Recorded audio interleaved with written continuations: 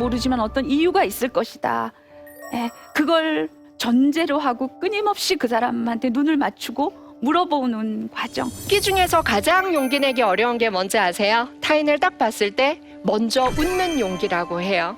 그런데 누군가 처음 얼굴을 딱 마주쳤을 때 먼저 활짝 웃잖아요. 그러면 그 사람에게 나의 첫인상은 너무나 좋게 각인되는 거예요.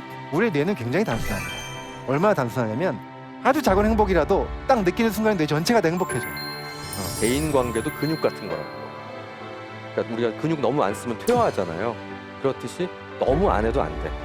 그러니까 친한 친구들은 만나세요. 왜냐하면 그 사람들을 통해서 얻는 긍정적 피드백도 좋은 연료가 돼요.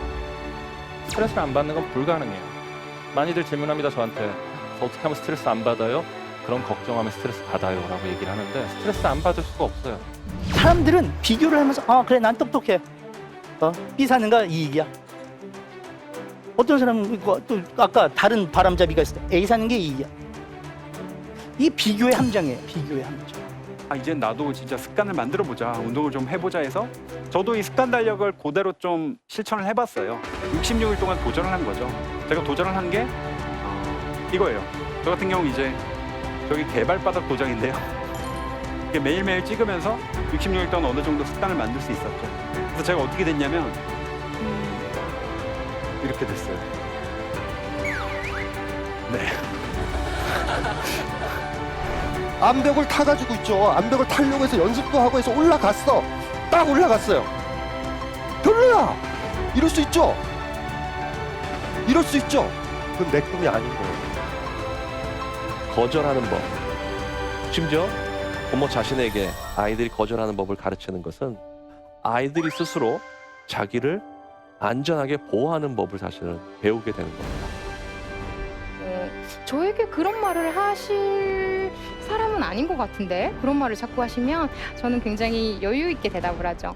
저희 부모님도 30년 동안 저를 바꾸려고 노력을 하시다가 포기하셨는데 어떻게 좀 가능하시겠어요? 뭐 이런 식으로 이야기를 하는 거죠. 그리고 누군가가 굉장히 구시대적인 발언을 하면 저는 조금 더 과장해서 놀랍니다. 그 조직 안에서 나를 어느 정도는 좀 통제를 하고 거기서 녹아 들어가는 그런 성품인 사람이 교사가 될 수 있어요. 단순히 아이들을 좋아한다고 해서 교사가 될 수는 없는 일이거든요. 그래서 좋아하는 일만을 택하는 게 굉장히 모순이 될 수 있는 거죠. 매일 듣고 이런 것만 하는 거예요. 근데 왜 이 말하기가 왜 중요하냐면 말할 기회가 있고 말을 했을 때 사람은요 더 좋은 말을 하려고 노력해요. 말로써 자기 어떤 존재를 드러내잖아요. 그러면서 내 존재감을 확인을 해요. 그러면서 내 존재 가치가 있다 이런 걸 느껴요. 그러면 더 그걸 느끼기 위해서 사람은 스스로 성장하고 발전해가요. 친한 친구에게조차 얘기하면 너 미쳤구나라는 소리를 들을 정도로 큰 꿈을 만들어 놓으셔야 돼요. 그걸 실현하시려고 가지고 계신 게 아니라 그걸 계속 가지고 잠잘 때마다 산책할 때마다 재미있게 그 꿈을 가지고 놓으셔야만 남들과는 다른 시선을 가질 수가 있다는 거예요. 인공지능이 정말 만능인 줄 알아요. 그냥 해 그럼 되는 줄 알아요. 그러면 그거는 결과만 보는 거예요. 과정을 보라고요. 그 일은 10명의 학부생이 2달 동안 알바를 통해서 만들어냈다고요.